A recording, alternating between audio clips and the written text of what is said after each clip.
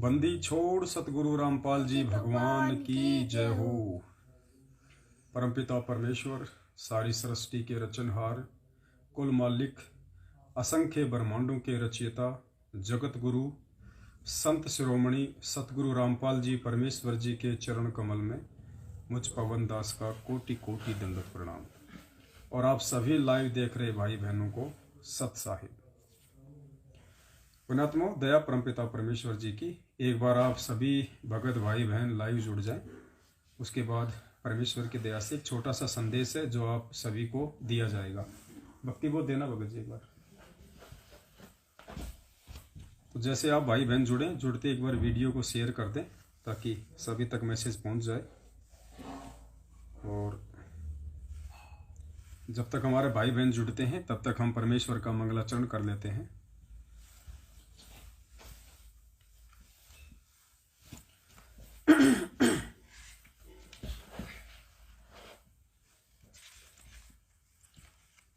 सत साहिब। बंदी छोड़ सतगुरु रामपाल जी भगवान की जय हो। गरीब नमो नमो सतपुर सकूं, नमस्कार गुरु की नहीं। सुर नर मुनि जन साधुआ, संत सर्व सदीन। सतगुरु साहिब संत सब दंडोतम प्रणाम। आगे पीछे मध्य हुए तिनको जा कुर्बान। निराकार निर्विषम काल जाल भय भंजनम। निर्लेपम निज निर्गुणम अकल अनुप भय शून्य धुनम। सोहम सुरति समाप्तम सकल समाना निरतल। उजल हिरंबर हरदमम बेपरवाह था है। वार पार नहीं मते तुम गरीब जो सुमर सिद्ध होई। तना करो अनुग्रह सोई। पारस पद परवाना आदि गणेश मनाऊं। गणनायक देवन देवा चरण कमल लो लाऊं। आदि अंत करु सेवा परम शक्ति संगीतम। विचित दाता सोई अविगत गुण अतीतम। सत्य पुरुष निर्मोही जगदम्बा जगदीशम। मंगल रूप मुरारी तन मन अर्पो शीशम। भक्ति मुक्ति भंडारी सुर नर मुनि जन ध्यावे। ब्रह्मा विष्णु महेशा शेष सहस मुख गावे। पूजे आदि गणेशा इंद्र कुबेर सरिका।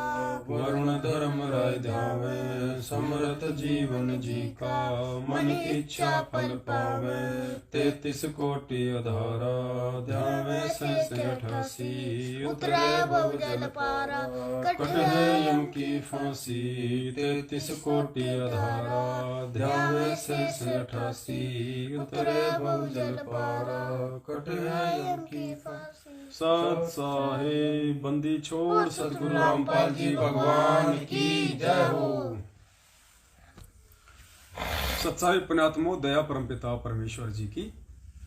और छोटा सा जो संदेशा था वो दिनांक 14 और 15 जनवरी 2022 को जयपुर में जो विशाल साध संगति होने जा रही थी उसके विषय में आप जियों को देना था। तो सूचना ये है, आप सभी को भी वैसे अच्छे से पता होगा कि 1 जनवरी 2022 से प्रशासन ने पूरे देश में कोरोना के नए वेरिएंट ओमिक्रॉन को लेके जो सख्ताई की हुई है, उस आधार से धार्मिक स्थानों पे 100 या 50 व्यक्तियों से ज्यादा के इकट्ठा होने की अनुमति नहीं है, और वो भी वैक्सीनेशन के साथ में। तो इस कारणवश जयपुर का जो प्रोग्राम था वो हम इतने विशाल लेवल पे नहीं कर पाएंगे। प्रोग्राम जरूर होगा, और ये प्रोग्राम हमने अब इसको डिवाइड कर देना है। प्रोग्राम उस परमेश्वर का हमने कैंसिल नहीं करना है, हमने इस प्रोग्राम को जो है डिवाइड कर देना है। कैसे? आप जहां जहां से भी भगत भाई बहन आने वाले थे देश विदेश से, अब आप सभी भाई बहन अपने अपने क्षेत्र में, आप जिस भी जिले से हैं, आप जिस भी स्टेट से हैं, आप जिस भी तहसील से हैं, आप अपने आसपास के भगत भाई बहनों से संपर्क साधिए जो भी आपके संपर्क में है। और किसी एक भगत का जो घर है वो आप जी प्यार प्रेम से डिसाइड कर लीजिए, आप उसको चुन लीजिए। जैसे मान लीजिए आप किसी क्षेत्र में, किसी तहसील में आप जी 20 सतसेवक भगत भाई बहन हैं, या किसी जिले में आप जी 50 भगत भाई बहन हैं, तो आप सभी भाई बहन आपस में मिलके सलाह मशवरा कीजिए प्यार प्रेम से, और सर्व सहमति से किसी एक भगत का जो घर है आप जी उसको चुन लीजिए, जहां पे पर्याप्त जगह हो, जिस घर में किसी भी प्रकार से साथ संगति को लेकर कोई विरोध ना हो, पूर्णतया वो मर्यादा में हो। ऐसा कोई भी एक परिवार आप जी चुन लीजिए। सभी भाई बहन वहां पे ज्यादा संख्या में हमने वहां पे एकत्रित नहीं होना है। 30 40 50, 30 40 50, इससे ज्यादा हमने एक जगह पे इकट्ठा नहीं होना है। और उस दिन जगह जगह, सैकड़ों जगह हम परमपिता परमेश्वर सतगुरु रामपाल जी भगवान को भोग लगाएंगे आरती के साथ में। छोटा सा वहां पे भंडारा होगा सभी भगत भाई बहनों का। तो इस प्रकार से हमने साथ संगति के इस कार्यक्रम को डिवाइड करना है, कैंसिल नहीं करना है। क्योंकि यदि थोड़ी बहुत शांति यदि इस देश और दुनिया को यदि मिलने वाली है आगामी विनाशकारी समय में, तो इन्हीं सात संगतियों के माध्यम से ही मिलेगी। जहां जहां भी परमपिता परमेश्वर के बच्चे उन्हें भोग लगाएंगे, पुण्यात्मा वहां वहां परमात्मा शांति का वातावरण, शांति का माहौल पैदा करेगा अपनी आत्माओं के लिए, चाहे वो जगत वाले हों चाहे वो भगत हों। तो प्रोग्राम कैंसिल नहीं है हमारा, बस हमने उसको थोड़ा सा जो है डिवाइड कर देना है। और जहां भी प्रोग्राम हो उस प्रोग्राम को लेके किसी भी भगत भाई बहन में जरा सी भी एक खींचातानी नहीं होनी चाहिए। हालांकि मुझ दास को ये शब्द बोलने की आवश्यकता नहीं पड़नी चाहिए, फिर भी सूचना देना दास का कर्तव्य है। यदि कोई भगत भाई ये कहता है कि भाई नहीं आपके घर पे नहीं मेरे घर पे होनी चाहिए, तो ऐसा बिल्कुल भी इस भक्ति मार्ग में नहीं होना चाहिए। ये जबरदस्ती का काम नहीं है, ये मान बढ़ाई और दिखावे का नहीं है। ये कोई जरूरी नहीं है कि आपके घर पे होगा तो ही परमात्मा आपसे प्रसन्न होंगे, नहीं। परमेश्वर आपके मन की शुद्धता, आपकी मर्यादा, आपके भक्ति भाव से प्रसन्न होगा। आपके घर पे भोग लगने से परमात्मा प्रसन्न नहीं होगा। तो वैसे भी मालिक की वाणी है, एक ने कही दूजे ने मानी, कहे कबीर वो दोनों ज्ञानी। तो हम परमपिता परमेश्वर के सत्सेवक बच्चे हैं। हमने बहुत ही प्यार प्रेम से एक दूसरे की भावनाओं को समझते हुए हमने इन सात संगतियों को आगे लेके चलना है। तो इस प्रकार से हमने सात संगतियां रखनी है प्यार प्रेम से, बिना किसी निर्विरोध के। दूसरी बात, जहां जहां भी सात संगतियां होंगी और यदि वहां मान लीजिए 10 भगत आते हैं, 20 भगत आते हैं, 40 आते हैं, इससे ज्यादा हमने भक्तों को इकट्ठा नहीं होने देना है। अगर इससे ज्यादा कहीं भगत हैं तो आप जी 2 जगह पे सात संगतियां रखिए। एक जगह पे 40 या 50 से ज्यादा भगत भाई बहन इकट्ठे नहीं होने चाहिए, क्योंकि हम भी नहीं चाहते कि सात संगति के दौरान किसी भी प्रकार की कोई प्रशासनिक बाधा उत्पन्न हो। हमने अपना काम निकालना है गुरुदेव के आशीर्वाद से, तो बहुत ही सोच समझ के। अगर भक्तों की संख्या ज्यादा होती है तो आप किसी दूसरे के भगत पे आपस में विचार विमर्श करके दूसरी सात संगति वहां पे हम रख सकते हैं। इस प्रकार से हमने डिवाइड करना है। सात संगति में जितने भी भगत भाई बहन आएंगे, खर्चा एक भगत भाई बहन वहन नहीं करेगा। ध्यान रखना, जिस भगत भाई के घर पे सात संगति का प्रोग्राम है, सारा का सारा जो खर्चा है वो भगत भाई वहन नहीं करेगा। अगर 20 भगत आए हैं और वहां जो भी सामान्य तौर से जो भंडारा बना है, हमने फालतू की चीजें तो बनानी नहीं है। परमेश्वर को भोग के लिए हलवा बनाना है और थोड़ा थोड़ा सभी भाई बहनों के हाथ में प्रसाद के रूप में आ जाए। आप जी खीर बना सकते हैं, सब्जी पूरी बना सकते हैं, कम भगत हैं तो आप जी चपाती बना सकते हैं। देसी घी का हमने प्रयोग करना है, इस बात का विशेष तौर पे ध्यान रखना। भंडारे में टोटली हमने देसी घी का ही प्रयोग करना है। डालडा या तेल का प्रयोग ना करें। तेल का वैसे किया जा सकता है, यदि किसी की आर्थिक स्थिति ऐसी अच्छी नहीं हो तो वो तेल का प्रयोग वो कर सकता है, लेकिन विशेषकर भंडारे में नहीं करना है। वैसे तो हम रोज अपने घर पे हम तेल का हम छोकन सब्जी में देते ही हैं, उसको हम वो परमात्मा को भी भोग लगाते हैं रोज। लेकिन चूंकि एक भंडारा होता है, इसलिए भंडारे में हमने तेल का और डालडा का प्रयोग नहीं करना है, देसी घी का ही प्रयोग करना है। चाहे सब्जी हो, चाहे चपाती हो, चाहे पूरी राम हो, चाहे हलवा राम हो, देसी घी का ही हमने प्रयोग करना है। अगर 20 भगत आए हैं, 30 भगत आए हैं, तो उस हिसाब से आपस में मिलके जो भी खर्चा सात संगति का आता है, सभी भाई बहनों ने मिलके उठाना है। जिसके घर पे सात संगति है वो ये कहने का भी अधिकारी नहीं है कि नहीं भैया आधा खर्चा मैं उठाऊंगा या पूरा खर्चा मैं उठाऊंगा। इस परमेश्वर के प्रोग्राम में ना ही तो किसी ने कोई अपनी चलानी है और ना ही किसी की अपनी कोई वो चलेगी। ध्यान रखना, या जो भी कुछ होगा परमेश्वर के विधि विधान अनुसार होगा, क्योंकि 5वां योग सबने संपूर्ण करना होता है, इसलिए इसमें सबका ही हिस्सा होगा। तो जिसके घर पे सात संगति हो वो ये गलती बिल्कुल भी ना करे कि भगत जी मैं आप लोगों से जो है सहयोग नहीं लूंगा भंडारे में। ऐसा कहना वो फिर उस परमेश्वर की नजरों में दोषी सिद्ध होगा। तो जो भी भगत भाई बहन वहां जाएं, आपने ऐसे भी आंख बंद करके वहां सहयोग नहीं करना है।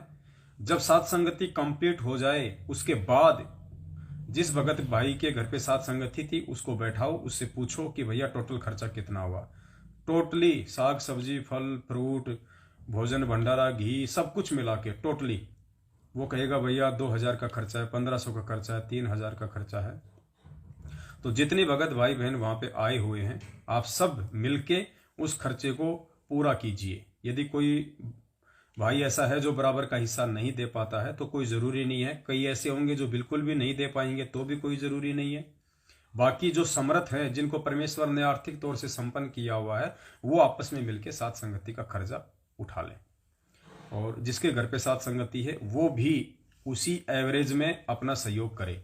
ऐसा नहीं कि मेरे घर पे सात संगति है मैं तो 500 दूंगा, मैं तो 2000 दूंगा। अगर आपने अपनी चलाई आप परमेश्वर की नजर में दोषी होंगे, आप पुण्य के बजाय पाप के भागी हो जाएंगे। परमात्मा कहते हैं करत है पुण्य होत है पापम, तो हमने अपनी बिल्कुल भी नहीं चलानी है। दूसरा 14 और 15 जनवरी को जो सात संगति के कार्यक्रम होंगे तो 30 40 या 50 भक्तों के लिए होगा लास्ट। किसी ने भी कोई टेंट की व्यवस्था नहीं करनी है, जिसके घर पे व्यवस्था हो वो ही अपने घर पे ये सात संगति का प्रोग्राम रखवाए, और जिसके घर में सभी उपदेशी हों या जिसके घर में तनिक भी विरोध ना हो ऐसी आत्मा के घर पे ही आपस में सभी भाई बहन सलाह मशवरा करने के बाद ही डिसाइड करें कि ये जो सात संगति का प्रोग्राम है ये किस भगत के घर पे होना चाहिए। तो टेंट वगैरह की बिल्कुल भी व्यवस्था नहीं करनी है, क्योंकि 40-50 भगत आराम से एक हॉल में या 2 कमरों में या वैसे भी जिसका अपना मकान होता है तो उसकी छत पे या जैसे जहां भी परमात्मा दया करें वो हो सकता है। सात संगति का जो कार्यक्रम है विशेषकर 14 और 15 जो जनवरी का है, आप जी कोशिश करना कि आपने ये दिन में करना है। बस परमेश्वर को भोग लगा, हमने सबने भंडारा लिया, परमात्मा का सत्संग सुना, सभी भक्तों से मेल मिलाप हुआ, शाम को आप अपने घर पे वापस चले जाओ। क्योंकि रात को सरकार ने नाइट कर्फ्यू लगाया हुआ है तो फालतू में अगर कोई शिकायत करेगा तो दिक्कत होगी। तो आप जी कोशिश कीजिए। मकर संक्रांति को हमारा जो मिशन है केवल परमपिता परमेश्वर जी को सैकड़ों जगह हजारों जगह मिलके भोग लगाने का होना चाहिए। सात संगति परमात्मा के दया से दास लाइव आ जाएगा, सभी भाई बहन आप जी लाइव शाम को जुड़ सकते हैं, और वैसे भी हम दिन में भी घंटा 2 घंटा आराम से सात संगति बैठ के आपस में कर सकते हैं, इसमें कोई दिक्कत नहीं। तो मकर संक्रांति का जो प्रोग्राम है उसको आप जी चाहे वो 14 तारीख का रखो चाहे आप उसको 15 का रखो, कोई दिक्कत नहीं, लेकिन आप उसको दिन में रखने का प्रयास करो ताकि सारा जो मामला है वो दिन में ही निपट जाए, शाम का कोई काम ही ना बचे। तो इस प्रकार से आप जी ने सात संगति के प्रोग्राम रखने हैं, क्योंकि पुण्यात्माओं देखो इस पूरी पृथ्वी के ऊपर यदि कोई धर्म का काम हो रहा था तो सात संगतियों के माध्यम से हो रहा था। पूर्ण परमेश्वर को हर घर में जगह जगह या सात संगतियों के माध्यम से भोग भंडारे लगाए जा रहे थे। काल भगवान को ये बिल्कुल भी गवारा नहीं होता है कि इस पृथ्वी पे ये धर्म के मार्ग आगे बढ़े, कोई भी आत्मा ये यज्ञ संपूर्ण कर ले। आज से पहले जितने भी बड़े बड़े ऋषि हुए हैं, जितने बड़े बड़े राजा हुए हैं जो अपने अश्वमेध यज्ञ किया करते थे, तो काल को तो वो एक यज्ञ करना भी जो है वो गवारा नहीं होता था, वो उनकी एक यज्ञ भी सफल नहीं होने देता था। और यहां तो एक साथ 5 यज्ञ हो रही हैं, उस यश्वमेध यज्ञ से भी बड़ी बड़ी पुण्यात्माओं की कुछ छोटी मोटी बातें नहीं है। हम किसी देवी देवता को या किसी धन के देवता को भोग नहीं लगा रहे, हम पूर्ण परमात्मा देवों के देव महादेवों के महादेव जो है इस पूर्ण परमात्मा सारी सृष्टि के रचनहार को हम भोग लगा रहे हैं, इस कबीर परमात्मा को जो कि सतगुरु रामपाल जी भगवान के स्वरूप में आए हुए हैं। हम इस परमेश्वर को भोग लगा रहे हैं और उस परमेश्वर के आदेश अनुसार उनकी भक्ति विधि अनुसार हम 5 यज्ञ पूर्ण करते हैं। ये तो परमेश्वर का जो पंजा है वो आप और हम सभी के शीश पे है, वरना हमारी एक यज्ञ भी सफल नहीं हो सकती। 5 यज्ञ तो बहुत दूर की बात है। और देखो किस प्रकार से काल भगवान अपने ही भगत भाई बहनों में जो मैनेजमेंट वाले हैं उनमें प्रेरणा करके ये 5 यज्ञ भी विफल कराने का पूरा प्रयास करता है। अनेकों जगह ऐसा हो चुका है, आपने अच्छी तरीके से देखा है। तो इसको ये गवारा नहीं होता है बिल्कुल भी कि ये प्राणी 5 यज्ञ एक साथ पूरी कर ले, और वो भी सैकड़ों हजारों की संख्या में लोग अपनी 5 यज्ञ पूरी कर ले और इतनी आसान विधि से। तो इसको तो ऐसा इसके तो सिर में दर्द हो रखा है, इसके इंद्र के और इस काल भगवान के, कि ये क्या हो रहा है इस पृथ्वी पे। तो हमने बहुत ही प्यार प्रेम से हमने अपने परमेश्वर को प्रसन्न करना है, अपने पूज्य गुरुदेव भगवान को हमने प्रसन्न करना है।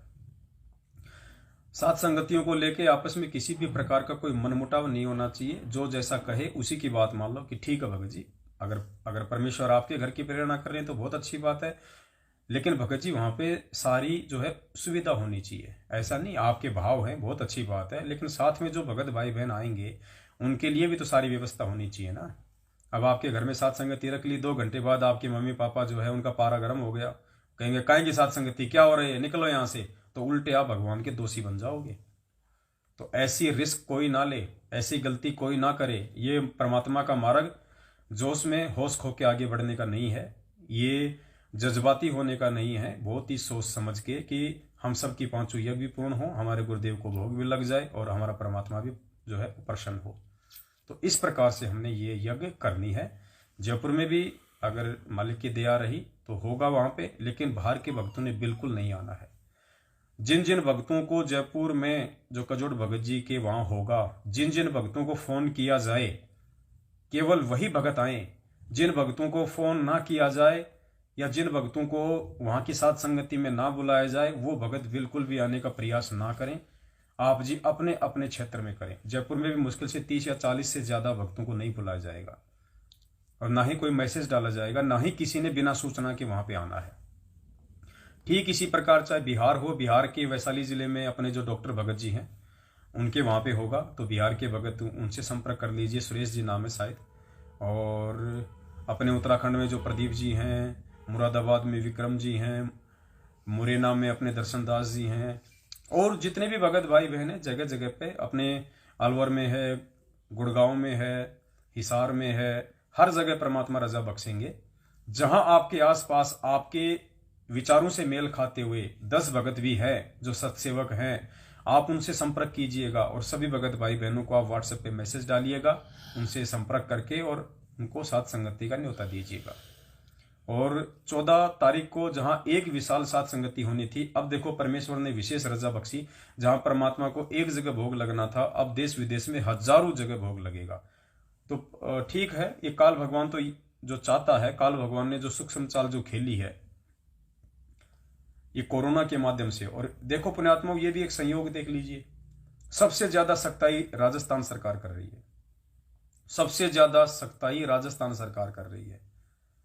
क्यों कर रही है? क्योंकि राजस्थान में ये विशाल साथ संगति होनी थी। अभी आज आपका सत्संग सुन रहे होंगे गुरु जी का, तो गुरु जी ने क्या कहा कि जब गरीबदास जी का नाम आता है तो मुझे उनके गांव का नाम बताना पड़ता है। क्यों? क्योंकि काल भगवान ने गरीबदास नाम से बहुत सारे संतों को भेज रखा है, इसलिए वो अलग से एक पहचान बतानी पड़ती है।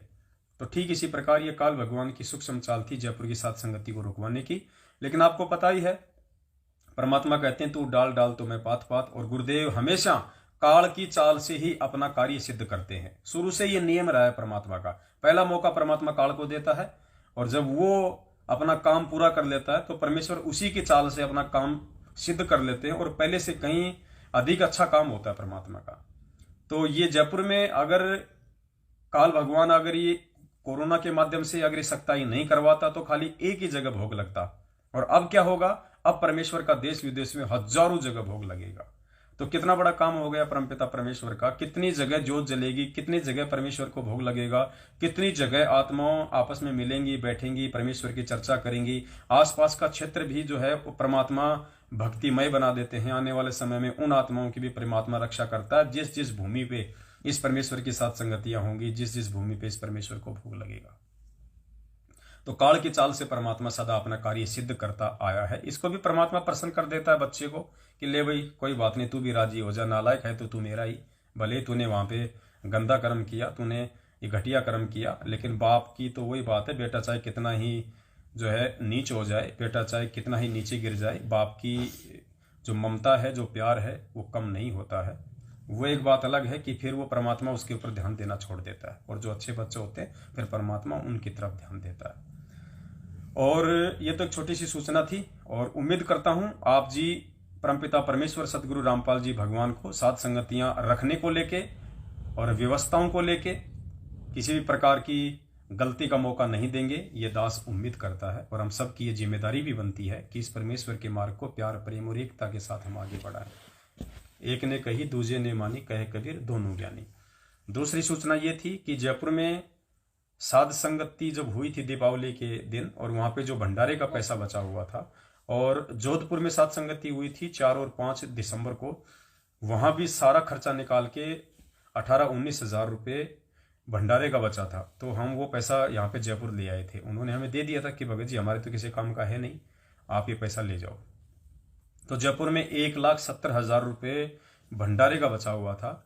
अब हमारे लिए सबसे बड़ी समस्या ये थी कि आगे साथ संगति होनी नहीं है, तो भंडारे का पैसा तो खपना चाहिए ना, और भंडारे का पैसा मालिक का विधान है कि भंडारे में ही लगना चाहिए। तो परमेश्वर ने बहुत बड़ी रजा बख्शी। राजस्थान के ब्यावर में 1 जनवरी को जो साथ संगति थी, बहुत सारी संख्या में परमात्मा के बच्चे वहां आए, बहुत अच्छा प्रोग्राम हुआ, रात को पूरी रात साथ संगति चली। और वहां फिर मालिक ने ये प्रेरणा की कि यहाँ जो भी आए हैं मेरे बच्चे, उन सब से केवल 10-10 रुपये लिए जाएं, इससे ज्यादा किसी से भी धार्मिक भंडारे में सहयोग का पैसा ना लिया जाए। 10-10 रुपये लेने से उनका भी वो विधान पूरा हो जाएगा कि भाई हम साथ संगति में आए तो हमारे हाथ से भले 1 रुपया गया, लेकिन 5वें यज्ञ में हमारा सहयोग हो गया। तो हमने वहां पे अनाउंसमेंट कर दिया था कि भाई यहाँ पे जो भी भगत भाई बहन आए हैं, हालांकि बहुत सारे भगत भाई बहन, कोई 20,000 रुपये लेके आया था, कोई 30 लेके आया था, कोई 10 लेके आया था, कोई 5 लेके आया था। एक माई तो इतनी 500 की गड्डी लेके आई थी। तो हमने सबसे हाथ जोड़ के यही कहा कि भाई देखो, जो भंडारे का पैसा हमारे पास में बचा हुआ है, हमने सबसे पहले उस पैसे को लगाना है, क्योंकि हमारा मकसद साथ संगतियों के माध्यम से मैनेजमेंट की तरह संगत को लूटने का नहीं है। हमारा मकसद है हम आत्माओं के 500 यज्ञ पूर्ण हो, हमारी भक्ति सफल हो, हम मर्यादाओं में रहें, हम आने वाले विनाशकारी समय से, ताकि परमात्मा हमारी रक्षा कर सके। तो हालांकि भगत भाई बहनों को बड़ा ही दुख तो हुआ इस बात का कि भाई हम जो लेके आए थे पैसा भंडारे में सहयोग करने के लिए, हमारा पैसा नहीं लग पाया। लेकिन उनको खुशी भी इस बात की हुई कि देखो ये इस परमात्मा के मार्ग में, और ऐसे भी उनके बच्चे हैं, उनके भगत हैं जो माया से दूर होके इस परमेश्वर के विधान पे ही चल रहे हैं। तो ब्यावर की साथ संगति में टोटल जो खर्चा आया था 1,36,000 रुपए का आया था। टोटल खर्चा ब्यावर की साथ संगति में 1,36,000।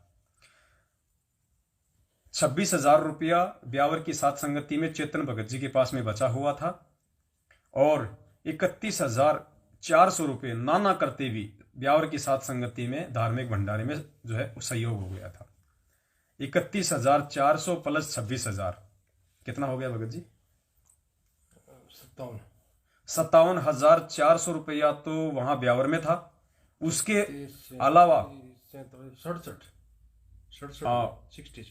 67,000 तो वहां ब्यावर में हो गया था, क्योंकि 26 बचा हुआ था और 31 वहां पे सहयोग आ गया था। उसके अलावा 1,36,000 में जो पैसा जो भी डला है 80 या 81,000 रुपए, वो सारा का सारा पैसा जयपुर में जो पैसा बचा हुआ था भंडारे का, वो पैसा वहां पे सेम टाइम वहां पे उनके खातों में ट्रांसफर कर दिया गया। यानी 1,70,000 रुपया जो जयपुर में बचा हुआ था, उसमें से 80,000 के आसपास रुपया ब्यावर की साथ संगति में आप सभी भाई बहनों का जो सहयोग था भंडारे का, वो वहां पे पहुंचा दिया गया। अब हमारे पास में मेरे कजोड़ जी से बात हुई थी, तो उन्होंने मुझे 85 या 86,000 रुपये और बताए कि हमारे पास में इतना पैसा भी भंडारे का शेष है। तो दास कल अपनी जो सुलेखा बहन है, जो हिसार में साथ संगति हुई थी, तो कल दास अपने सुलेखा बहन से बात करेगा। वहां जो भी 20-30,000 रुपये का जो भी आया है खर्चा, वो पैसा वहां पे जो है वो भिजवा दिया जाएगा। और उसके बाद में जहां जहां भी कोई साथ संगति होगी, कोई बड़े लेवल पे, जैसे भी परमात्मा रजा बख्शेंगे, तो सबसे पहले यही पैसा लगाया जाएगा। इसलिए दास निवेदन करता है 14 और 15 जनवरी को जहां जहां भी साथ संगति हो, आप जी केवल आपस में मिलके वहां का जो खर्चा है आप जी वहन करें। फालतू का 1 रुपया भी किसी के पास में नहीं बचना चाहिए। पुण्यात्माओं, अगर आपने ऐसा किया, आपने जल्दबाजी में यदि वहां पे ज्यादा सहयोग किया और वो पैसा अगर वहां के भगत के पास में बच गया, और वो भगत मान लीजिए, क्योंकि गारंटी तो यहाँ किसी की है ही नहीं पुण्यात्माओं, काल का लोक है, जब तक सही चल रहा है इंजन तब तक सही चल रहा है। अगर कल को वो भगत इस परमेश्वर के मार्ग में नहीं रहा, या वैसे भी उसके मन में कोई काल ने प्रेरणा कर दी, यदि वो मर्यादाओं से दूर हो जाता है, तो आपके उस पैसे का दुरुपयोग हो जाएगा। और दुरुपयोग होगा तो फिर उसके दोषी आप होंगे, क्योंकि आपने हमारे बताने के बावजूद उस भगत को वहां पे बैठा के पूरा खर्चा निकाल के केवल उतना ही पैसा नहीं दिया। तो आपने जहां भी आप सात संगति में जाओ 14 और 15 को, या जहां जहां भी सात संगति हो, जिस भाई के घर पे सात संगति हो, जिस बहन के घर पे सात संगति हो, उनकी भी ये जो है जिम्मेदारी बनती है कि आप सभी भगत भाई बहनों को जब उनके जाने का समय हो, उस समय आप जी पूरा टोटल खर्चा निकाल के रख ले। आप जो भी सामान लाए सबसे पहले आप उसको नोट करते रहें, ताकि लास्ट में आपको ही सोचना ना पड़े कि क्या लाया था क्या नहीं लाया था। फालतू का खर्चा हमने बिल्कुल भी नहीं करना है। फल फ्रूट आप जी परमात्मा के बच्चों के लिए लेके आओ, केले सेब संतरे जो भी आपने लाने हैं, जितना आप उनकी सेवा कर सको, कोई दिक्कत नहीं है। हलवा बनाओ, खीर राम बनाओ, पूड़ी राम बनाओ, सब्जी राम बनाओ, अच्छा खिलाओ परमेश्वर के बच्चों को, देसी घी का खिलाओ, शानदार भोजन खिलाओ, बढ़िया खिलाओ, छिपके खिलाओ, कोई दिक्कत नहीं। बार बार चाय पिलाओ, केसर पिस्ता वाला दूध पिलाओ। ये परमेश्वर के बच्चे हैं भाई, इनको जितना खिलाओगे। क्या कहा गुरुदेव ने कि भाई एक होती है दूध देने वाली भैंस और एक होती है बिना दूध देने वाली भैंस। तो दूध वाली भैंस को तो विशेष खुराक खिलाई जाती है। तो पुण्यात्माओं, ये परमेश्वर के बच्चे दूध वाली भैंस हैं। इन साधु संतों को, इन ऋषि मुनियों को जितना खिलाया जाएगा, जितना इनका आदर सम्मान किया जाएगा, उतना ही परमेश्वर आप पे जो है प्रसन्न होगा, भंडार भर देगा परमात्मा आने वाले समय में। आप एक भगत को जो भोजन जो करवा रहे हैं अपने घर पे बुला के, पुण्यात्माओं 1000 ब्राह्मणों को भोजन करवाने के बराबर परमेश्वर ने ये लाभ बताया है। तो ये कोई सामान्य बात नहीं है। तो इस प्रकार से हमने ये काम करने हैं बहुत ही प्यार प्रेम से। और अब हमने इस परमात्मा को किसी भी तरह से नाराज नहीं करना है। हर प्रकार से हम चाहेंगे कि हमारे गुरुदेव भगवान खुश रहें हमसे, हमारी बोलचाल से, हमारे व्यवहार से, हमारे चाल चलन से, हमारे देखने की जो है वो दृष्टि से, हमारे उठने बैठने से, हर प्रकार से ये परमात्मा हमसे ये प्रसन्न रहे। तो इस प्रकार से आपने 14 और 15 जनवरी को अपने अपने क्षेत्र में 20, 30, 40, 50 भगत भाई बहनों के साथ में मिल के बैठ के आपने सात संगतियों के प्रोग्राम करने हैं। अपने अपने क्षेत्र में आपके संपर्क में जो भगत है, आप उनको मैसेज भेज के व्हाट्सएप वगैरह पे, फेसबुक पे डालने की कोई आवश्यकता नहीं है। आप केवल व्हाट्सएप के माध्यम से जो आपके संपर्क में है, या जिन को आप जी इनवाइट करना चाहते हैं, आप उनसे संपर्क करके और छोटी मोटी सात संगति 14 या 15 को आप जी जगह जगह रखिए। जगह जगह परमपिता परमेश्वर को आप जी भोग लगाइएगा। क्योंकि पुण्यात्माओं देखो 2022 शुरू हो चुका है और परमात्मा बार बार ये संदेशा संगत में दिलवा रहे थे कि अब वो परमात्मा जेल में बैठने तो आए नहीं, और दुनिया ने अपनी नालायकी के चलते और काल प्रेरित भक्तों ने अपनी नालायकी के चलते, गुरुदेव के पूज्य गुरुदेव का जो परिवार है जो कलयुगी, उन लोगों ने अपनी नालायकी के चलते काल प्रेरित होकर जो घटिया हरकतें की हैं, उस आधार से परमात्मा जेल में बैठे हुए। तो दुनिया के लिए तो प्रत्येक दिन ऐसा है जैसा बिल्कुल कांटा चुभने जैसा, सामान्य तो होगा नहीं। और भगवान जेल में बैठने आया नहीं, तो दुनिया का हर दिन जो है मुसीबतों में गुजरेगा। 2022 शुरू हो चुकी है, समय विनाशकारी है। आप देख रहे हो किस प्रकार से प्रशासन के द्वारा सख्ताइयां की जा रही है, किस प्रकार से लोगों को जो है ये बंदिशें लगाई जा रही हैं। तो परेशानी तो भक्तों को भी आएगी, लेकिन भक्तों के साथ परमात्मा रहेगा। उन भक्तों के साथ जो अपने गुरु को ही भगवान मानते हैं, अपने गुरु को ही परमात्मा मानते हैं, किसी और में परमात्मा नहीं देखते, किसी दाढ़ी मूंछ वाली फोटो में भगवान नहीं देखते। और जो पूर्णतया जो मर्यादाओं में रहेंगे, जो सिर धड़की बाजी लगा के रहेंगे कि चाहे जो मर्जी हो जाए, हम अपने गुरुदेव के वचन पे चलेंगे, चाहे धरती इधर से उधर हो जाए। भाई जो गुरु वचन पे डट गए कट गए फंद 84 के। फिर देखना परमात्मा कैसे हमारे साथ रहेगा, पल पल साईं की तरह। लेकिन परमात्मा ये भी तो देखता है ना कि देखिए भगत इन परिस्थितियों में कैसे डामाडोल होता है, भगत के अंदर क्या ऊंच नीच के हाव भाव आते हैं, भगत कौन सा नीचे वाला रास्ता अपनाता है। परमात्मा तो सहयोग करेगा, चाहे कैसी भी कोई मुसीबत क्यों ना हो, चाहे काल सिर पे आके बैठ जाए, फिर भी परमात्मा रक्षा करेगा। लेकिन परमात्मा रक्षा करेगा लास्ट पॉइंट पे, एंड में। उससे पहले परमात्मा उस भगत को देखता है कि ये क्या रास्ता अपनाता है। तो ये ज्ञान परमेश्वर ने हमें इसलिए दिया है, सात संगतियों से मालिक ने हमारे को इसलिए जोड़ा है कि हम दृढ़ रहें, सुदृढ़ रहें। और इस भगवान के अलावा दुनिया में कोई परमात्मा नहीं है। आने वाले समय में ये पत्थर के देव, ये पुजारी, ये भगवान सब फैल होने वाले हैं। ये 33 करोड़ देवी देवता, ये राम, अल्लाह, खुदा, गॉड, वाहिगुरु सब फैल होने वाले हैं। केवल एकमात्र प्रभु, एकमात्र अल्लाह, गॉड, राम, ईश्वर, मसीह, सतगुरु, वाहिगुरु, ये सतगुरु रामपाल जी भगवान है। और आने वाले समय में यही सबके सामने उभर के आएगा। और कोई देव, कोई महादेव, कोई परमात्मा इस दुनिया में नहीं है इसके अलावा। आज ठीक है, आज लोगों को समझ में नहीं आ रहा तो कोई बड़ी बात नहीं है। जब तक हमने नाम दीक्षा नहीं ली थी तब तक हमें भी तो यही लग रहा था। तो आज वही सोच जो नाम दीक्षा लेने से पहले आप और हमारे थी, आज इन दुनिया वालों की है। लेकिन जैसे ही नाम लेते और जानकारी होते हमारी सोच बदल गई, वैसे ही एक दिन उनकी भी सोच बदल जाएगी। तो परमात्मा तो एक ही रहेगा पूरी दुनिया में।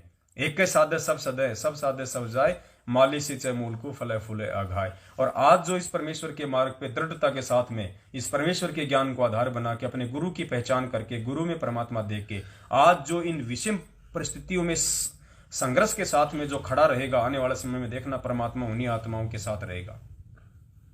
विशेष सेवा मिलेगी उन आत्माओं को, परमेश्वर के जो है बेहद नजदीक रहने की सेवा मिलेगी।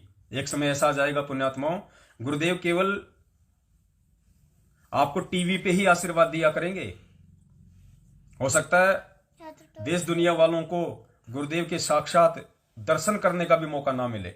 या हो सकता है जैसे गुरुजी बताते ना, कोई हीरो या हीरोइन आ जाती है, 2 किलोमीटर लंबी लाइन लग जाती है, भीड़ हो जाती है, वो देखते हैं वो रहा और वो रहा, वो खड़ी वो खड़ा। तो ऐसा हो जाएगा आने वाले समय में, दूर से ही परमात्मा का आशीर्वाद देखने को मिलेगा यूं। और वो आत्माएं जो आज अपने गुरु वचन पे हैं, जो आज संघर्ष कर रही हैं, जो आज माया के पीछे नहीं भग रही, जो आज संगत को लूट नहीं रही, जो आज अपने भाई बहनों के साथ में प्यार प्रेम से रह रही हैं, सभी को साथ लेके चल रहे हैं, जो आज संघर्ष कर रहे हैं, देखना आने वाले समय में 24 घंटे वो आत्मा वो परिवार उस परमेश्वर के साथ रहा करेंगे। नास्त्रेदमस ने कहा कि सैकड़ों परिवार उस महापुरुष के साथ में विदेशी यात्राओं में रहा करेंगे। जैसे आज देश का प्रधानमंत्री है, आज विदेशी दौरे पे जाता है, 100-200 आदमी जाते हैं उसके साथ। इसी प्रकार से जब कल को पूरे विश्व में इस परमपिता परमेश्वर सतगुरु रामपाल जी भगवान का राज्य होगा, साम्राज्य होगा, हर देश का राजनायक इस परमेश्वर को दंडवत प्रणाम करके फिर अपनी सीट संभाला करेगा। परमेश्वर के दिशा निर्देशन में वो अपना राजकार्य किया करेगा, परमेश्वर की मर्यादाओं में रह के उनका भगत बन के। उस समय पुण्यात्माओं ये परमात्मा कोई ब्रह्मा विष्णु में इसके माता पिता दिखाने में थोड़ी लगा रहेगा। ये परमात्मा ये देवताओं की पंचायत लेके थोड़ी बैठेगा कि कौन किसका बाप है, कौन किसकी माँ है, शंकर का दादा कौन है। बता दिया परमात्मा ने, जो बताना था वो सीडी में डाल दिया, पेन ड्राइव में डाल दिया, सारे प्रमाण सारे यूट्यूब पे डाल दिए। जिसने देखना देखो, अपनी भक्ति करो, नहीं देखना अपने घर पे बैठो। परमेश्वर तो वैश्विक संचालन पे रहा करेंगे। आज अमेरिका, आज चाइना, आज रूस, आज जापान, आज मलेशिया, सिंगापुर, फिर इंडिया। तो उनके साथ में कई विमान चला करेंगे परमपिता परमेश्वर के साथ में। उनमें सैकड़ों की संख्या में जो है सहपरिवार लोग जो है वो यात्रा किया करेंगे। तो वो कौन होंगे? वो गुरुदेव का ये कलयुगी परिवार नहीं होगा, ये कोऑर्डिनेटर, ये नामदान संचालक नहीं होंगे, ये तो आपको देखने को भी नहीं मिलेंगे। वो होंगे जो आज इस परमेश्वर के मार्ग में सिर धड़की बाजी लगा के चल रहे हैं, जो आज जो संघर्ष कर रहे हैं, वो आत्माएं उस परमेश्वर के साथ में चला करेंगी। क्योंकि ये वो सेना है जिस सेना का परमात्मा आगामी समय के लिए चुनाव कर रहा है। तो हमने इस प्रकार से अपनी रहनी कहनी को करना है। और थोड़ा सा समय है पुण्यात्माओं, ये तो सबको पता है। गुरुदेव बार बार कहते हैं कि भाई अपनी मौत को ध्यान में रखो। ये सोच लो बेटा, मरना तो है ही, ये तो है नहीं कि तू अमर रहेगा। अमर तो यहाँ पे रावण ही नहीं रहा, हिरणाकुश ही नहीं रहा। यहाँ पे तो अमर तो तीनों देवताओं में जो सबसे बड़ा है उम्र के मामले में शंकर जी, वो ही अमर नहीं है। ये काल ही अमर नहीं है, दुर्गा ही अमर नहीं है। आप और हम कहां से अमर रह जाएंगे? आधी से ज्यादा उम्र तो चली गई है, थोड़ी बहुत बची है, तो मरना तो वैसे भी है। तो गुरु जी कहते हैं क्यों ना इस परमात्मा के वचन पे मर जाओ, ताकि जीवन तो सफल कर जाओगे। मरना तो है ही, एक दिन सबको मरना, आए दिन लोग मर रहे हैं, हम देख रहे हैं। तो थोड़ा सा जीवन बचा है हमारा, भगवान ने हमें इतनी समझ दे दी, इतनी जानकारी दे दी। अब क्यों ना हम इस परमेश्वर की मर्यादा निभाते निभाते मरे, हम इस परमेश्वर के मार्ग में संघर्ष करते करते मंसूर की तरह मरे, मीरा की तरह मरे, धना भगत की तरह मरे हम, ताकि हमें कुछ हासिल तो होगा। और जब तक जिएंगे तब तक उस मालिक का आशीर्वाद हमारे साथ में रहेगा।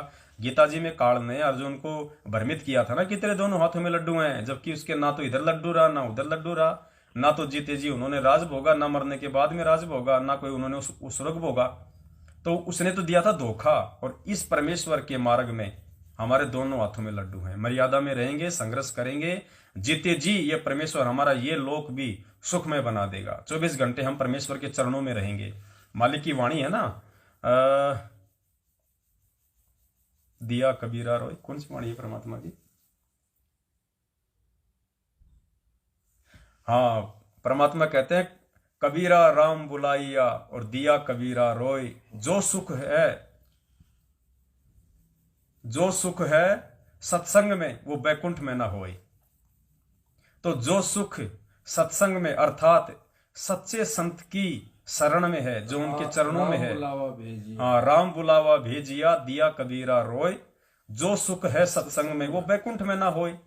तो जो सच्चा सुख इस पूर्ण संत पूर्ण परमात्मा सतगुरु रामपाल जी भगवान की जो है संगति में है, उनके चरणों में है, उनकी सेवा में है, उनकी पूजा में है, वो सुख यहाँ के ब्रह्मलोक में भी नहीं है। और पुण्यात्मा छोटी सी बात है, आप सात संगतियों में आते हो, जो आता है उनको तो पता है इस बात का, सात संगतियों में पूरी रात आप नहीं सोते, नींद उड़ा देता है परमात्मा। इतना हमें मतलब इंटरेस्ट आता है उस परमेश्वर की महिमा करने में, उनकी चर्चा सुनने में, उनके महिमा का जो है वो गुणगान करने में।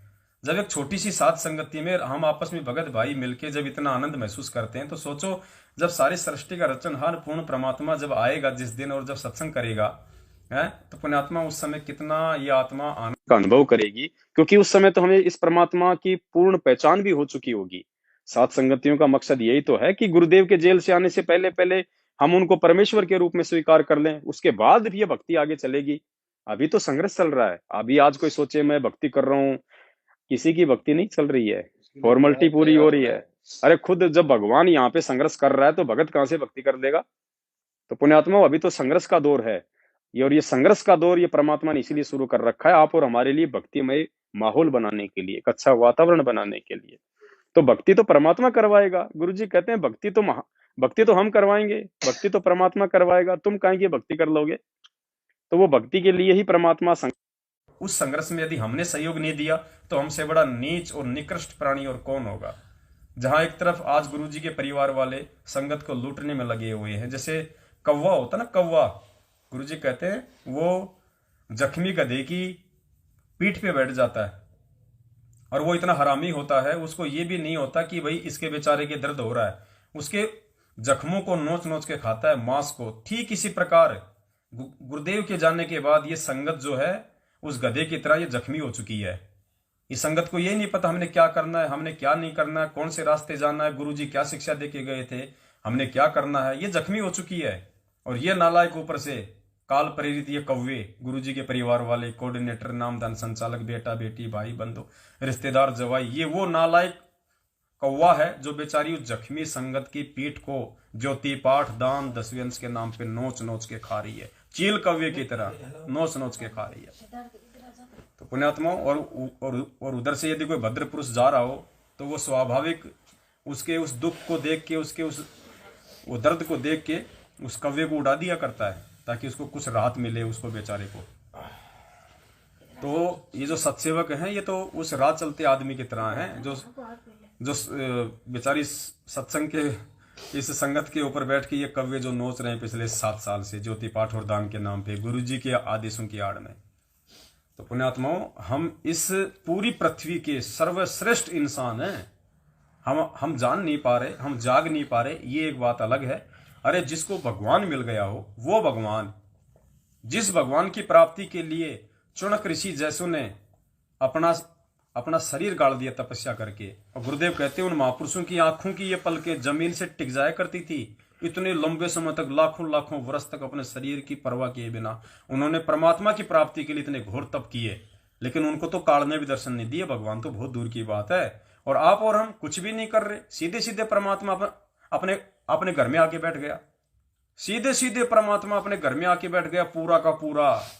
पुण्यात्मा, आप और हमारे सौभाग्य की, आप और हमारे भाग्य की गिनती नहीं की जा सकती। इसलिए परमात्मा कहते हैं कि धन्य है तुम्हारे माता पिता जिनसे तुम्हारा जो है वो जन्म हुआ है, और तुम्हारे शुभ कर्मों की, तुम्हारे भक्ति कर्मों की कोई काउंटिंग नहीं है। तो पुण्यात्मा, इस दुनिया में अगर कोई खुश नसीब इंसान है तो संत रामपाल जी भगवान के वो बच्चे हैं, वो सत्सेवक बच्चे हैं जो आज उनकी प्रत्येक मर्यादाओं पे, उनके वचन पे चल रहे हैं। तो हमने इस गोल्डन चांस को खोना नहीं है, चाहे कुछ भी हो जाए। आने वाले समय में तो बहुत कुछ होगा पुण्यात्माओं, आप और हमारा भी संपर्क टूट जाएगा, सोशल मीडिया के माध्यम से भी आप और हमारा संपर्क टूट जाएगा। क्योंकि अब देखो ना कितनी भयंकर पाबंदियां ये लोग कर रहे हैं। अगर कोई बस में जा रहा है, कोई ट्रेन में जा रहा है तो उसको सर्टिफिकेट चाहिए, सुई लगी कि नहीं लगी है तो डॉक्टर और पुलिस वाले साथ साथ खड़े रहेंगे, जबरदस्ती लगा रहे हैं। डोर टू डोर ये लोग अभियान शुरू कर देंगे हर प्रकार से, क्योंकि ये काल की साजिश है। जिसको ये लग आएगा, जिसको लग जाएगा ना वो काल का हो जाएगा, जिसको लग जाएगा वो काल का हो जाएगा। देखो, जानबूझ के हमने लगवाना नहीं है, संघर्ष हमने करना है। और ये बात भी नहीं भूलनी है ये बात भी नहीं भूलनी है। क्यों? क्योंकि हम उस परमेश्वर के बच्चे हैं। भगवान हमारे पीठ पीछे खड़ा है, इस बात को मत भूल जाना कि जबरदस्ती उनकी चलेगी, जैसा सरकार चाहेगी वैसा चलेगा। क्योंकि सरकार के चाहने का मतलब है वर्तमान में काल का चाहना, क्योंकि ये सब कुछ उस काल की प्रेरणा से हो रहा है। चौथा युग है ना, वो जितनी आत्माओं को चाहेगा समेटने का प्रयास करेगा वो। तो सब कुछ ये काल प्रेरणा से हो रहा है। लेकिन ये भी तुम मत भूलना कि हमारे पीठ पीछे समर्थ खड़ा है, भगवान खड़ा है, बाल बाका नहीं होने देगा। और मान लो अगर जबरदस्ती आपके साथ में अगर किसी ने जबरदस्ती भी की, अगर किसी के साथ में आपको पकड़ लिया, आपको नीचे डाल दिया जमीन पर, आपको इंजेक्शन लगा दिया, आपको सुई लगा दी, तो डरने की बात नहीं है, घबराने की बात नहीं है। फिर हमारे साथ परमात्मा है। फिर मीराबाई जहर से नहीं मरी, हमारा इससे बाड़ी बाका नहीं होगा। जबरदस्ती अगर कोई भगत अगर मर्यादा में है, और कौन सा भगत? सत्सेवक भगत। ये मैनेजमेंट वाला कोई देख रहा हो तो वो ना सोचे कि हमारे को भी जबरदस्ती लगा देंगे तो कुछ नहीं होगा। तुम्हारे को तो पहले ही सब कुछ हो चुका है। जो मर्यादा में नहीं है, जो गुरु को परमात्मा नहीं मानता, उसको चाहे प्यार से लगाओ चाहे जबरदस्ती लगाओ, उस पर तो जो होना है वो होना है। यहाँ बात चल रही है सत्सेवकों की, जो पूर्णतया परमात्मा पे आश्रित हैं, हर स्थिति में, हर घड़ी में। उनको चाहे नीचे पटक के चाहे 20 इंजेक्शन लगा दो, चाहे जहर का इंजेक्शन लगा दो, बाढ़ भी बाका नहीं हो सकता। मीरा इसका उदाहरण है। और यहाँ साक्षात हम परमात्मा की शरण में हैं, इतना विश्वास हमें भी होना चाहिए। लेकिन हमने अपने स्वार्थों के लिए नहीं करना। फिर मेरी नौकरी रुक जाएगी, मेरी पेंशन रुक जाएगी, मेरी वो सरकारी सुविधा है मेरी वो रुक जाएगी, मेरे बच्चों की पढ़ाई रुक जाएगी, मेरा वो रुक जाएगा, मैं तो उस कंपनी में काम करता हूँ, मेरी जॉब छूट जाएगी, मेरा आना जाना छूट जाएगा। अगर इन स्वार्थों के वसीभूत होके यदि आपने लगवा लिया तो फिर दिक्कत है, फिर परमात्मा साथ नहीं देगा। तो हमने हर स्थिति में दृढ़ रहना है। भगवान चाहिए हमने। परमात्मा कहते हैं 3 लोक की संपदा। हम रोज जो नित्य नियम एक वाणी पढ़ते हैं ना, सतगुरु दाता है, ऐसी कुछ वाणी है कुछ परमात्मा की, कि शिष्य याचक है और सतगुरु दाता है। और 3 लोक की संपदा परमात्मा ने नाम देके हमारे को दे दी, से ज्यादा और हमें क्या चाहिए पुण्यात्माओं। और देखो जो संघर्ष करेगा तो उसके देखो थोड़ी बहुत तो मुसीबत, थोड़ी बहुत तो जो परेशानियां हैं वो उसको आती आती है, लेकिन उसके बाद में एक अच्छा जो सुनहरा जो भविष्य है परमात्मा उसी भगत का बनाएगा। क्योंकि परमात्मा कहते हैं ना, गरीब कच्चा हीरा कृच वो नहीं सहे घनमार, ऐसा ये मन हो रहा लेखा लेकर तार। तो हमने हर स्थिति में दृढ़ रहना है। क्योंकि आप सबको पता है भगवान ने हमारे को चमड़े के जूते पहनने के लिए मना किया हुआ। क्यों? क्योंकि व्यापार, जीवित पशुओं की खाल उतारी जाती है अपने व्यापार के लिए। तो परमेश्वर ने क्या कहा? जो मेरा भगत होगा वो चमड़े से बनी कोई वस्तु यूज नहीं करेगा। अपने आत्मा ये जो दवाइयां जो बन रही हैं, और विशेषकर इस कोरोना के लिए, क्या है इनमें? ये कोई साग सब्जी से थोड़ी बनती है, ये कोई फल फ्रूट से थोड़ी बन रही है। ये किससे बन रही है? ये उन जानवरों से बनती है, उन जानवरों को मार के बनाई जाती है, उन जानवरों के खून से बनती है जिनके अंदर एंटीबॉडी जो है ज्यादा बनती है। जैसे गाय हो गई, बंदर हो गया, सुअर हो गया, या और बहुत सारे जानवर हैं। तो अब काल को पता है ना, ये सूक्ष्म चाल चलेगा। इसको पता है कि वैसे तो ये जो भगत लोग हैं ये वैसे तो मांस खाएंगे नहीं, वैसे तो ये उल्टे काम करेंगे नहीं, वैसे तो ये जीव हत्या करेंगे नहीं, तो क्यों ना अब इसको दूसरी चाल से मारूं। तो उन जीवों का, बेचारों का जो जूस निकाल लिया और इसमें ठोक दिया, और अब ये कह रहे हैं कि हम तुम्हें बचाएंगे, हम तुम्हें बचाएंगे, लगवाओ लगवाओ। ये काल की सूक्ष्म चाल है। ये हमें उन हत्याओं का दोषी बना देगा।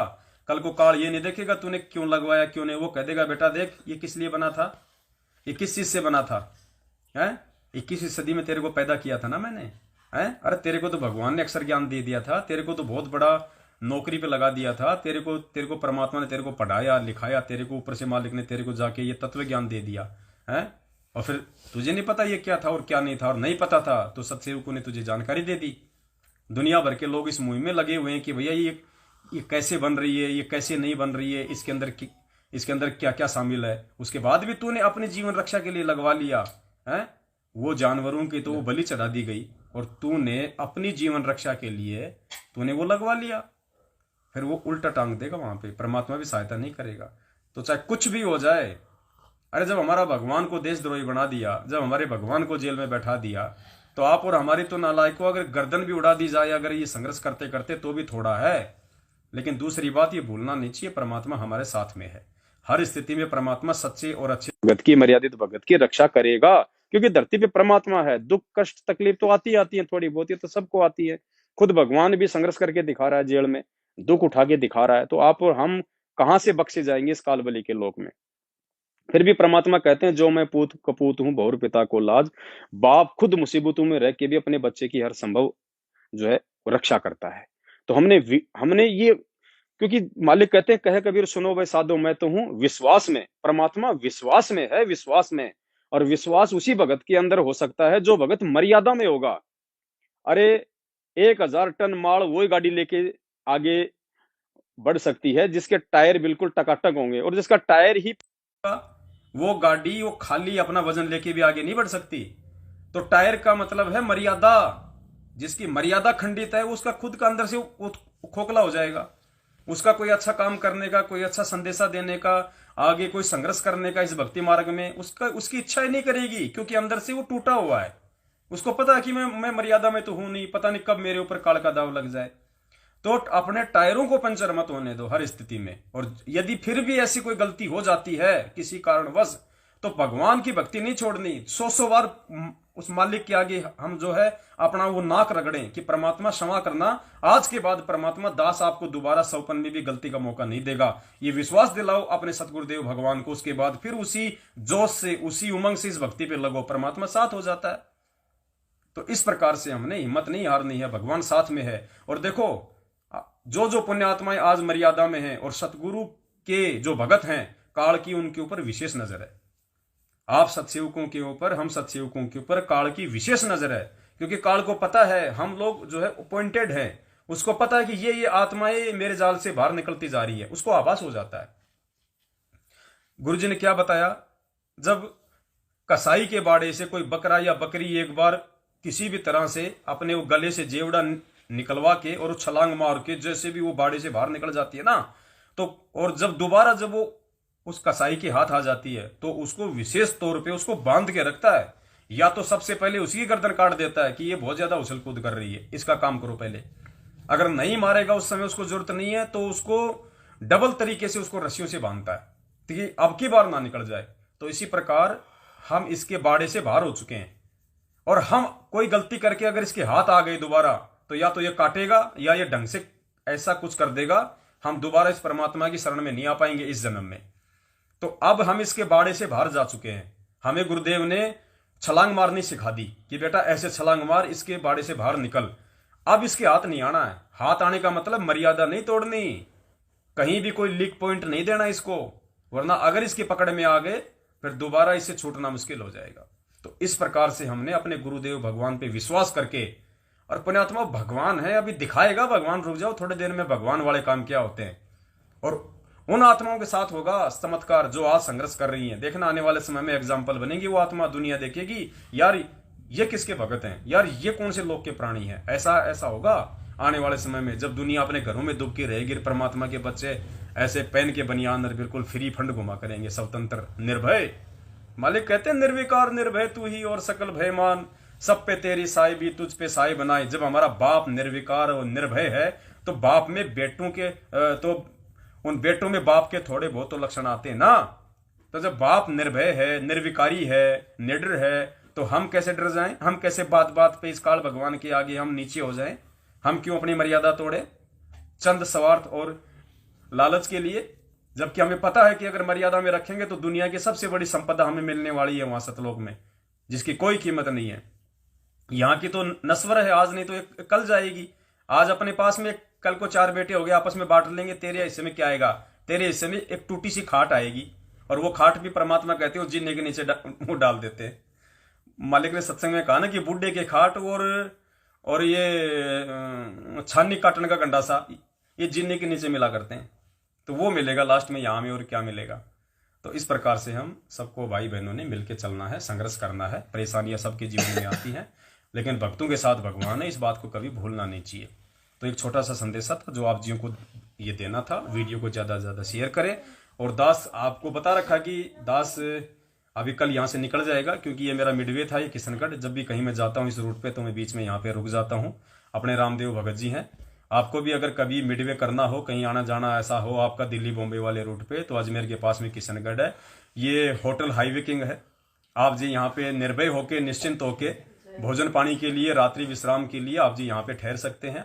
बिल्कुल परमात्मा के सारे बच्चे आपकी सेवाओं में तत्परता के साथ रहेंगे। पूरा परिवार नाम उपदेशी है, कोई रोकने वाला नहीं, कोई टोकने वाला नहीं, कोई बोलने वाला नहीं है। आने वाले समय में तो भगत जी को प्रेरणा हो रही है। साइड में इनका एक बड़ा सा 300-400 गज का जो प्लाट है वो पड़ा हुआ है। परमात्मा के दया से उसको बरवाड़ा आश्रम जैसा बना देंगे। ऊपर सेट डाल देंगे, नीचे पक्का कर देंगे, ऊपर लैट्रिन बाथरूम रसोई बना देंगे और एक प्रोजेक्टर लगा देंगे। टाइम टू टाइम परमात्मा का सत्संग, मालिक के बच्चे लौट मारो, नीचे गद्दे बिछा देंगे। अब 2 शब्द आपको रामदेव भगत जी कहेंगे, उसके बाद फिर लाइव को समाप्त कर दिया जाएगा। सत साहेब। मैं चाय पी लेता हूँ पुण्यात्माओं तब तक।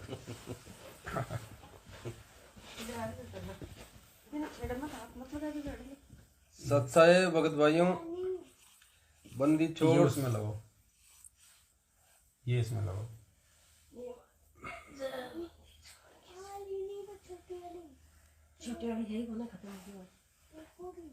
बंदी छोड़ सतगुरु रामपाल जी भगवान की जय हो। भगत भाइयों, जो 14 और 15 जनवरी को जो साध संगति के लिए जो पवन भाई ने जो मैसेज दिया है, साध संगति जो जयपुर में होनी थी उससे भी बढ़ चढ़ के होनी चाहिए। जब अपना मिशन ये कामयाब होगा, मालिक प्रसन्न होंगे कि वास्तव में मेरे बच्चे देखो आज लगातार इस मिशन को आगे बढ़ा रहे हैं। और सत सेवक भाइयों का जो मिशन है वो वास्तव में रात और दिन आगे बढ़ रहा है। आप और हम सब इससे वाकिफ हैं। अभी जो ब्यावर में साध संगति हुई 1 तारीख को, वहाँ आपने सबने देखा ही होगा, कम से कम 400-500-600 भगत भाई वहाँ आए थे। रात भर ऐसी साध संगति हुई, उससे भगत भाई छिके ही नहीं।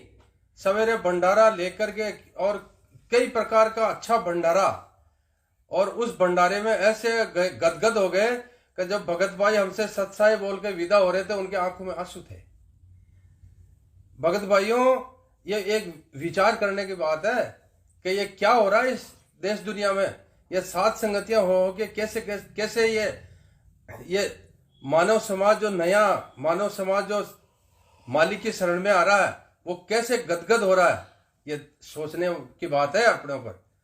तो आप इस साध संगतियों को बहुत तन मन धन से आगे बढ़ाओ, और मालिक आपकी साथ है।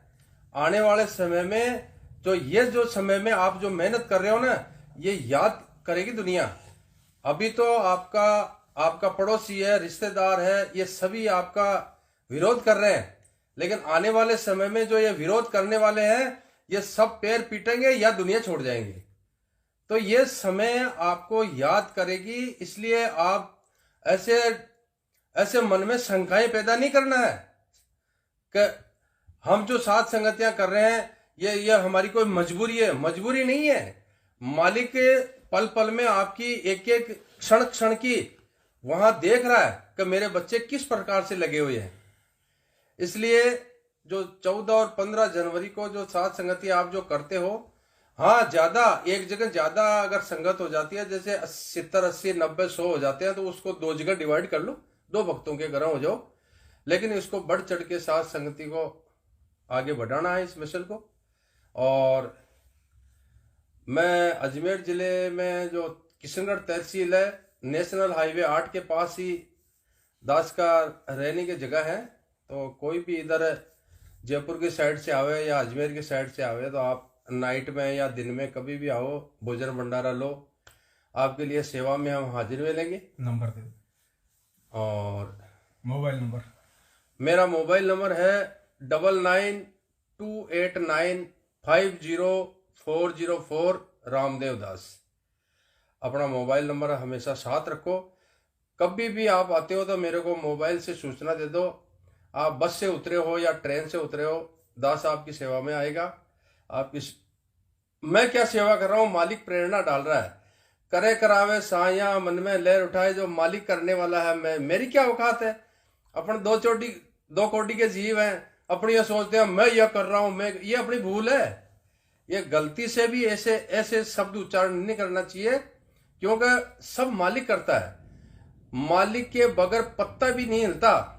कभी तो पत्ता भी नहीं हिलता, कभी जड़ें उखाड़ देता है। ये सब मालिक के खेल है। इस चीज को जो जीव समझ जाता है वो फिर मालिक के चरणों को पकड़ लेता है। भगत भाइयों, सत साहेब जय बंदी छोड़, सतगुरु रामपाल जी भगवान की जय हो।